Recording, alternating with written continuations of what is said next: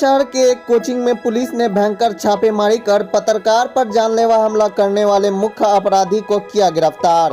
कागजी कार्रवाई कर भेजा जेल। पत्रकार वीरेंद्र प्रसाद पर जानलेवा हमला करने वाले को आखिरकार विश्वविद्यालय द्वारा पकड़कर जेल भेज दिया गया है।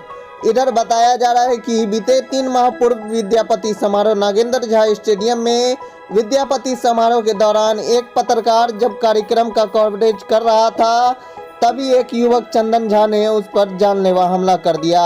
वहीं तभी से विश्वविद्यालय थाना की पुलिस खोजबीन में जुटी हुई थी। वहीं गुप्त सूचना के आधार पर विश्वविद्यालय थाना की पुलिस ने दिग्गी पोखर के पास एक निजी कोचिंग संस्था में भयंकर छापेमारी कर उस युवक को दबोच लिया, जिसे कागजी कार्रवाई कर न्यायिक हिरासत में भेज दिया गया है। वहीं युवक की पहचान बहेड़ा थाना क्षेत्र के अंतर्गत बल्हा गांव निवासी चंदन झा के रूप में हुई है। आगे देखिए क्या है पूरा मामला।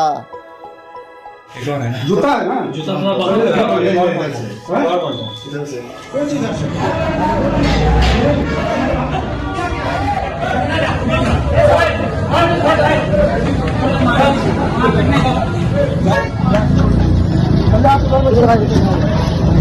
उधर नहीं बाबू बढ़िया।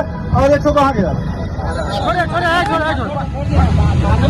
बैठो इसको